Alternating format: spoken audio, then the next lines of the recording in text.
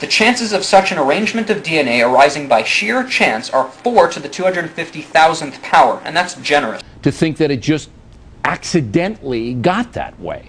Evolution tells us we're just an accident, the result of random chance. The complexity of living systems could never evolve by chance. That the probability that a protein containing just 100 amino acids would form spontaneously is less than 1 chance in 10 to the 65th power. An event so improbable that it could be compared to winning the state lottery by finding the winning ticket in the street, and then continuing to find the winning ticket in the street every week for 1,000 years. The bogus probability calculation. The best friend of the creationist trying to convince the uneducated that it's too improbable to happen, so God must have done it. Well, let's take a look at some probabilities, shall we? Let's take a 10 by 10 grid and 100 specific objects to place in that grid. The probability of placing the first object in the first specific location is 1 in 100. The probability of placing the next object in the next specific location is 1 in 99. So the probability of placing both objects in both specific locations is about 1 in 10,000. Similarly, the probability of placing the next object in the next specific location is 1 in 98. So the probability of placing the first 3 objects in the first 3 specific locations is about 1 in a million. Similarly, the probability of placing the first 4 objects in the first 4 specific locations is about 1 in 100 million. The probability of placing all the balls in all the correct specific locations is about 1 in 10 to the power of 157.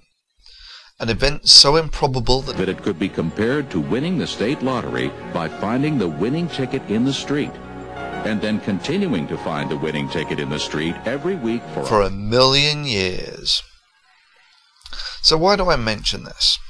Well, let's take a look at a random pebble. It contains about 1 billion atoms, each in a specific location. Well, what's the probability of this happening by sheer chance or just an accident?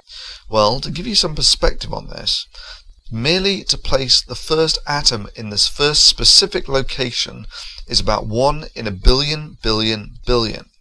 A chance so remote that if I were to give you 1,000,000 chances per second, it would on average take you about 3,000 billion years to place the first atom. That's about 100 times the age of the universe.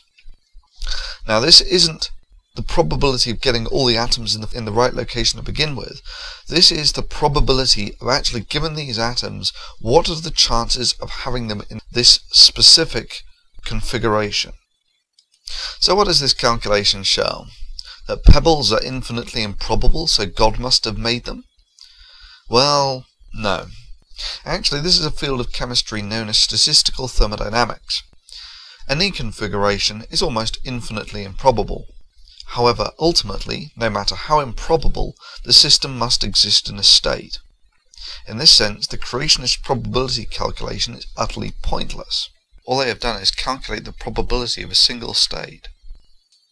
The populations of states explored by a system are not governed by chance, but by chemistry, essentially the electromagnetic force.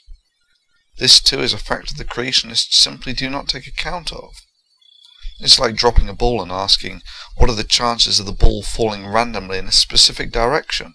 Again, it's trivial to show that the chances of a ball falling repeatedly in a constant direction are essentially infinitely improbable. However, ultimately, the direction a ball falls in is not governed by chance or by accident, but by the gravitational force. Just as the population of states explored in the chemical system is not governed by chance or by accident, but by the electromagnetic force.